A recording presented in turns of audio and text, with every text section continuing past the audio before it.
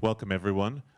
This is the Storytelling in the Third Dimension panel discussion that we're hosting as part of MIPCube. My name is Jason DaPonte from the Swarm in London, and I am joined today by a panel who are going to show us some new ways of using video that is really pushing the boundaries of the technologies and the storytelling that they're doing, because we're seeing that it's not just more content that people are consuming, but more ways of consuming video content, and these guys are at the forefront of that. So we have Steve Lloyd from Spherevision, Simon Whalley from Framestore, and Paul Whitehead from We Are Interactive.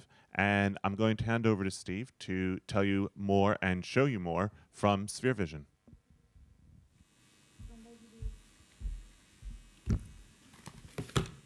Thank you, and good afternoon. In the next few minutes, I'm hopefully going to be able to bring you up to speed with the highlights of spherical video and how it's used. I'll try and give you a brief outline on the spherical video technology and software that we use, or that's currently available. And first of all, I just give you an idea of what spherical video is all about. Essentially, it's the use of high-definition video in an interactive and engaging way.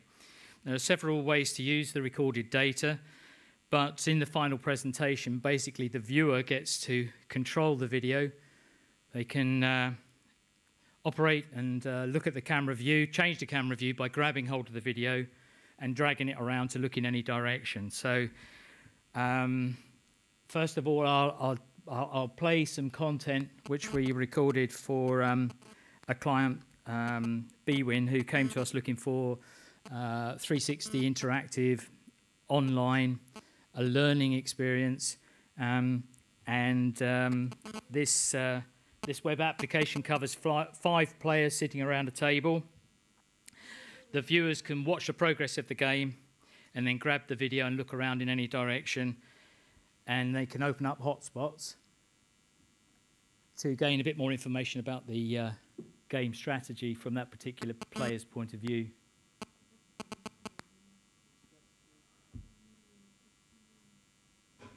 Right, blinds are in. Let's get started. You lot ready for me to take all your chips again? Come on, John. What if you won like 2 of the last 6 games? Don't speak so soon. Exactly. You used up all your beginner's luck last time we played. Yeah. So, I've got 10 and a 7. Not very good cards. And in a high-stake game, I'd probably fold, but no one seems to be raising, and there's... Play nice. So, Jess, how's work at the moment? All good? Look, we're not here to talk about work. I'm going to call it. My cards aren't great. It's only Queen 8, but I've got everyone wrapped around my little finger. Carl. I'll call. Call. Check. Come on then, Jess, let's see that flop. Be kind, please. Here we go. So here are some of the camera heads that we use. The main difference between them is principally the frame rate on the resolution and possibly the weight.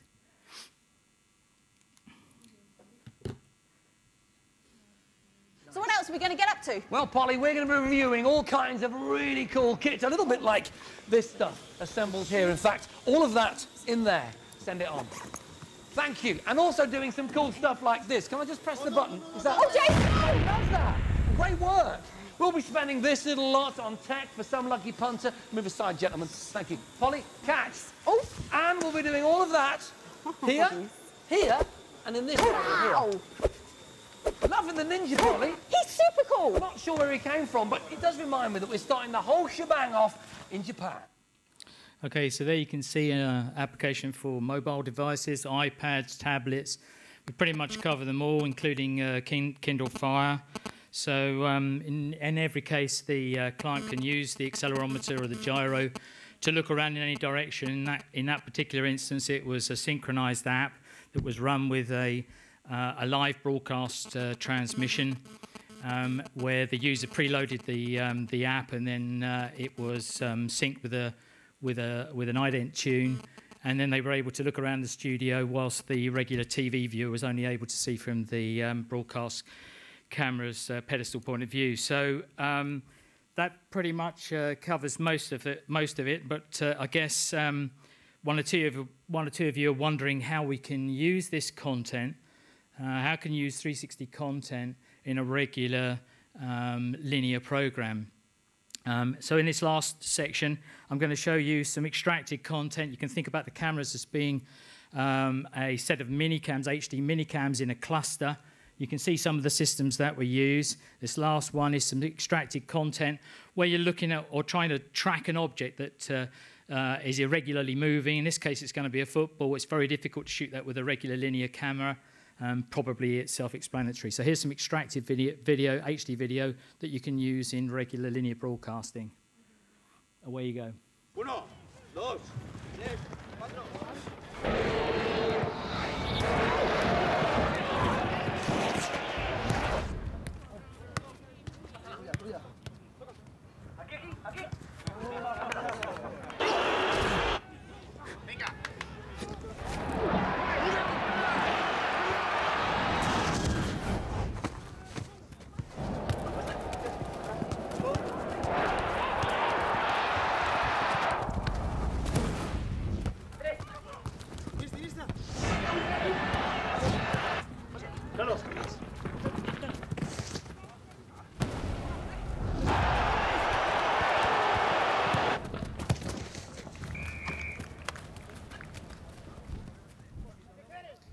Thanks very much. Just about to squeeze that in. Thank you.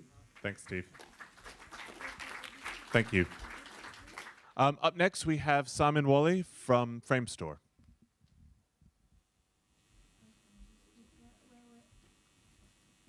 Oh yeah, the clicker.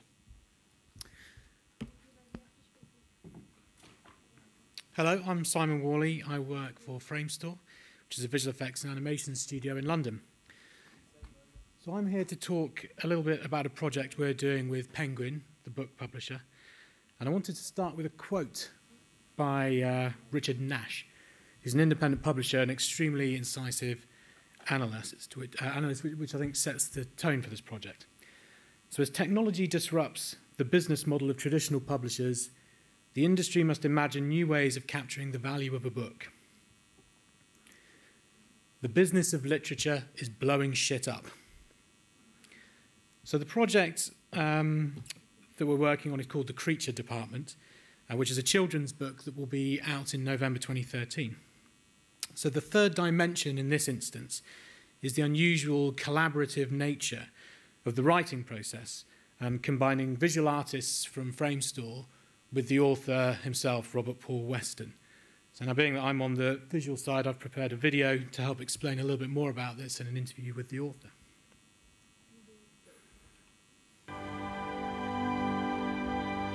Hi there, I'm Robert Paul Weston, and I've just finished a book called The Creature Department. The setting for the book is a giant technology company, and it's a company with a secret. You see, at this company, all of the amazing inventions that the company produces are made by some very strange employees. And of course, they all create their strange inventions in a secret laboratory, the Creature Department. Now, this is a very different book than some of the other novels I've written. That's because I did it in collaboration, not just with my publisher Penguin, but with these guys, Framestore. They're doing the imagery and visual elements for the book. I'm here today in London at Framestore World Headquarters to speak to Simon Whalley, who's one of the producers working on the book. Tell me a little bit about Framestore, what you do, and maybe some of your biggest projects. The Harry Potter movies, we've created Dobby and Creature in the last couple of films. We did work on Avatar, the Lion from Narnia, a Cyclops for Wrath of the Titans, so lots of kind of high-end visual effects creatures and characters for a wide range of Hollywood movies. What exactly are the visual elements that Framestore is producing to go with the book? Yeah, at the moment we're focusing very much on character design, trying to bring to life some of these wonderful characters that you've created. So we've got a direction with some stuff, and the book cover I think has come out is one version of that which looks fabulous. So now it's about how do we develop these characters further if it's going to be a three-dimensional, you know, a computer-generated three-dimensional character? What are the differences there? How does it translate from a 2D image to a 3D image? And thinking about the various executions of that. We could take an iPad app, for example, and then they could start to move, they can interact with the user, with the reader. Maybe there are games. What if this was a CG movie? You know, this is much, much further down the line, but we need to have that thinking up front. It's a great opportunity for us to be able to work with such brilliant material at this early stage, and you know, one's informing the other, and vice versa. It's, as a process, it's been very rewarding so far. And in fact, the very early drafts of the cover design that Framestore did, definitely there is a character who didn't exist until I saw that image, and now is a character in the book. So yeah, definitely it's going both ways, and it's very, very exciting. Do you see collaborations with people like myself, writers and book publishers, as an area of future potential for Framestore? Yes, absolutely, because I think it enables us to be part of the creative at a much earlier stage, and to help be a part of that, to help inform it, to make that bit more collaborative, which for us has been very rewarding on this project particularly. So not only does the process of the collaboration massively energize and expand the imagination of both author and artists, but can also take what can be a very solitary experience for an author into one that is fueled by artistic support. Now, this is something we've been doing with feature film directors for years, so it made perfect sense to us and Penguin to apply this to a novelist. So the consequences of approaching it this way, is that the outputs for the creature department, whether it's the book, a game, an iPad app, animation, any digital execution of it, are all going to be of a higher quality in terms of the story, the characters, and the visual design and execution, all having benefited from the collaborative nature of the process. So, are we blowing shit up with this, with the creature department? Only time will tell, but I can tell you we're having a blast. Thank you for that groan. Thanks very much, Simon. And finally, in our show, we've got Paul Whitehead from We Are Interactive.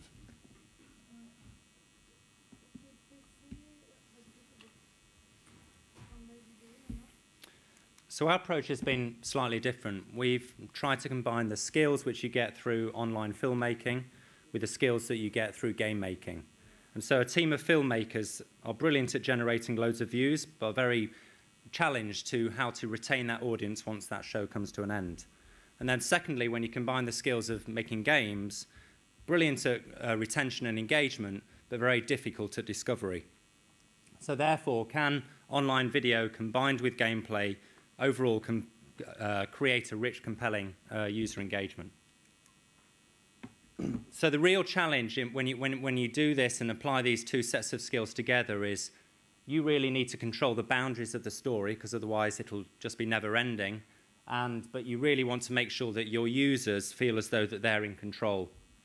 And so the way in which we've done this is that we've created a platform. It's an artificial intelligence storytelling platform called Muse. The platform works in that there's a central story theme upon which we create multiple self-contained story bubbles. And there's about 500 to 600 of these different story bubbles which contain multiple bits of video within them, and quite often satellite content around them. And then each of these story bubbles is consumed in a different order by the user, or sometimes not at all. And it's really based on the choices which those users are making. And the way in which artificial intelligence works is that the user has a different truth state associated with them, and each piece of video has a different truth state associated with it. And you combine the two together, and that hence serves up the video content in different ways. So the results, we've created a format called I Am Player. It's a social entertainment format where we combine online video with gameplay.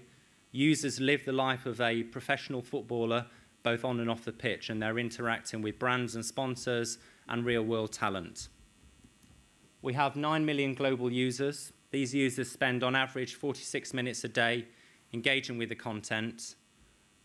And then, knowing I was coming here and really wanted to explore what our platform was delivering to our users, we took a sample of 10,000 of them last Friday, who had each of those users viewed 20 videos to to really understand how many individual story paths those 10,000 users were on. And there's 10,000. So the artificial intelligence platform really works in that different pieces of video get served up in different ways. So there's an example we'll show now of how an individual story bubble within the platform can work.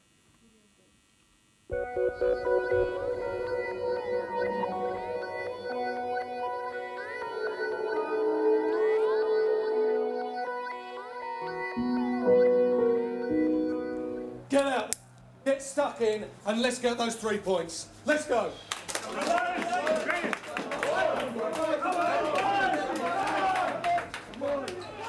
Come on, you're nailed on to score. Come on.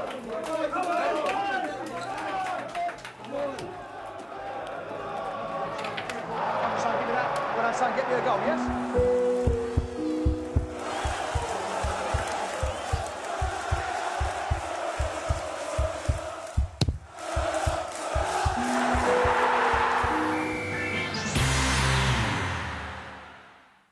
He hasn't always convinced this season, but the number 10 popped up in the right place at the right time today, and a late winner always goes down well with the fans, Andy. Certainly does. I mean, you can tell he's got bags of skill. It's a great finish, and he's also got that lovely knack, that uncanny knack that the best have just been in the right spot at the right time. It was like a senior, but he's got us all wrong. I mean, what's the matter with having a few quiet drinks with the lads?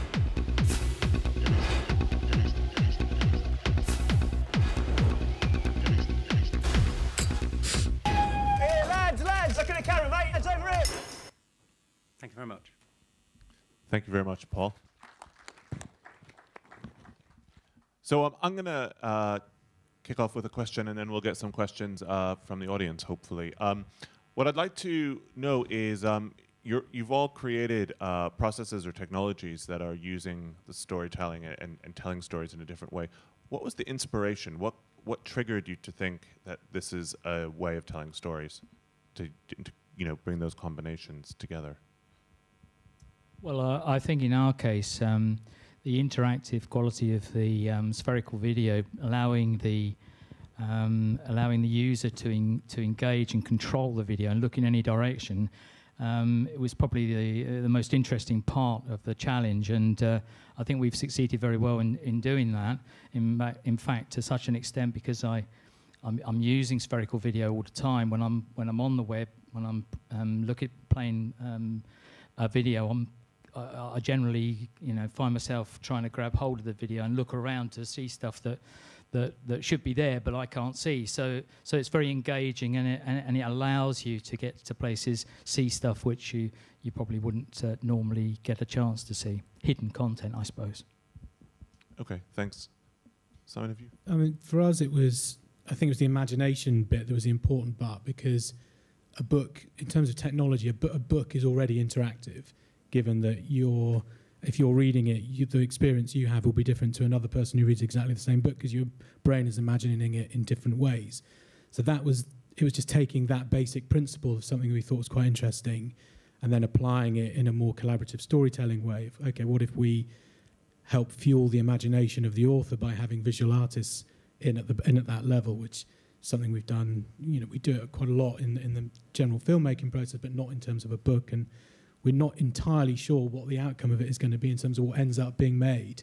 And the journey itself is something that we're quite interested in monitoring and just seeing what happens there. We're all both Penguin and Framestore, being quite open-minded about it.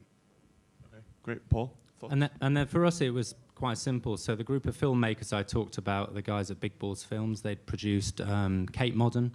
It had 70 million people that viewed it around the world, but like any kind of TV format, when it came to an end, people disappeared off into the ether. And games is very good at engagement and keeping people really kind of locked into that experience. So we thought, actually, can you combine those two skills together to produce this new format? But then you need a platform to deliver it on, so hence why we had to build something based around artificial intelligence. Okay, great. Have we got any questions from the audience? I can't. I'm having a hard time seeing. Okay. It doesn't look. Oh, okay. We do have one. Can we just wait for the microphone to pop up to you if you don't mind?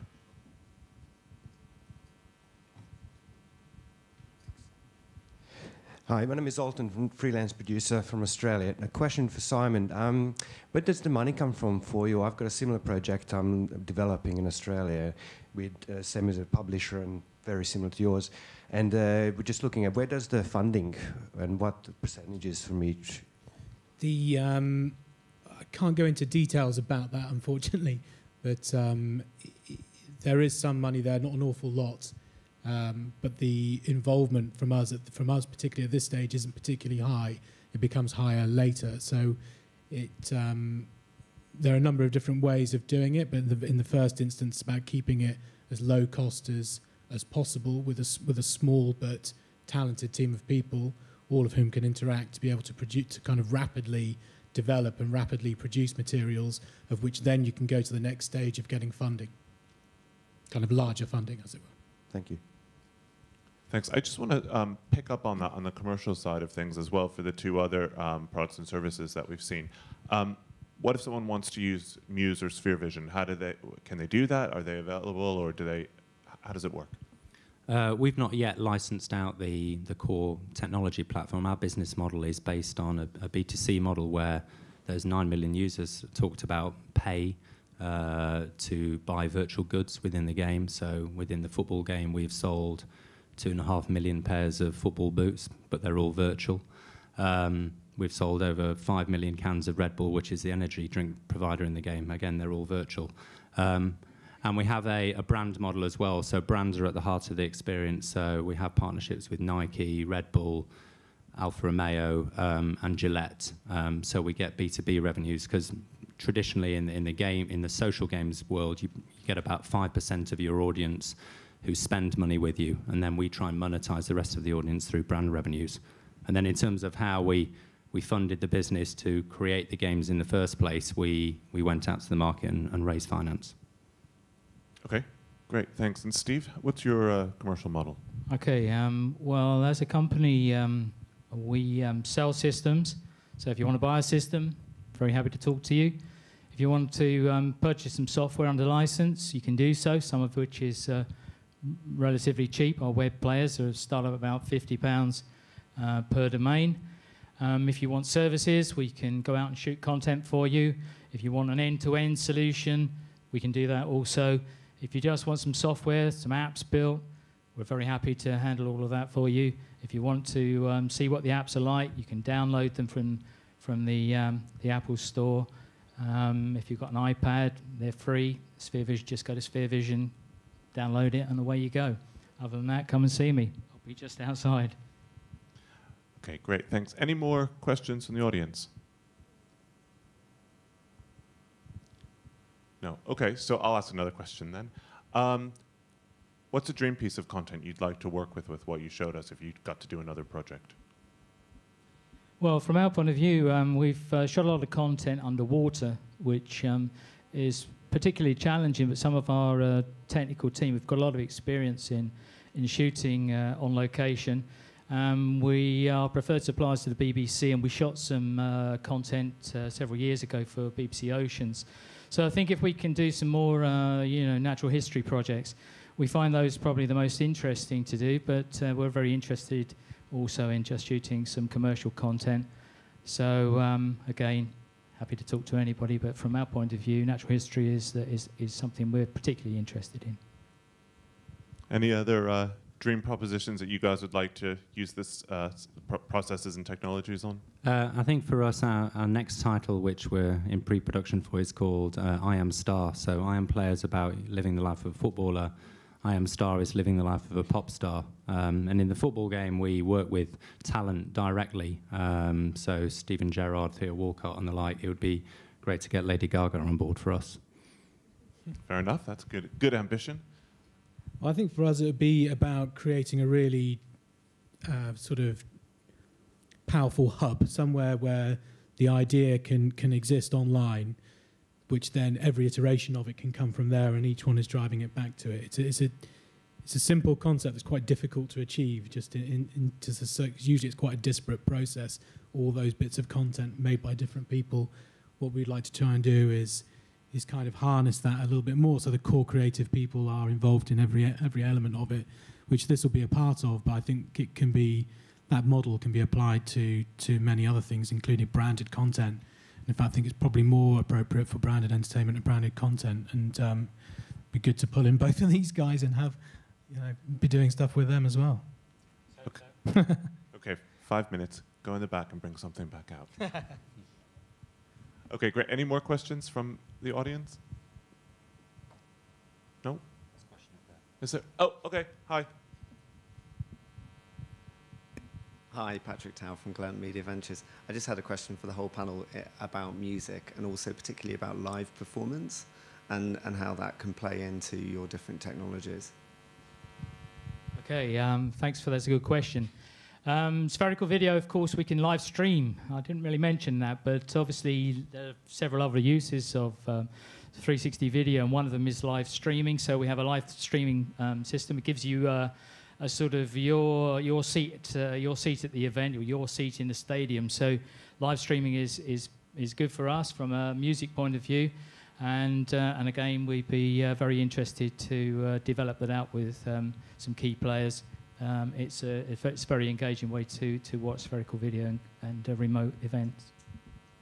And for us, the second of our formats on the platform is called Laroki. We've done global deals with Universal, Sony and EMI to license in the music videos, and we take the lyrics from the track and overlay them on the bottom of the video and miss out one of the words, and then users use their devices to guess what the missing word is via the touch screen. And then we're just working with some brands who are sponsors of some of the music festivals this summer to take the live performances from those festivals and then using audio watermarking and enable people on the big screen at the festival to play along with those performances at the same time. Okay, great. Thanks, Simon. Did you want to weigh in, or are you good? No, only The Creature Department, the musical. You just gave me that idea. Heard it here first. Yeah. Okay, we've got time for one more question if anyone has one. Otherwise, we will wrap up and say thank you to the panel. Okay, thank you very much. And we hope that if you want to talk to the panelists, you'll follow them out to the Meet the Speakers area outside the auditorium. Otherwise, stick with us, and we're going to be having a session in a few minutes called From Producer to Startup that I'll be hosting. Thank you.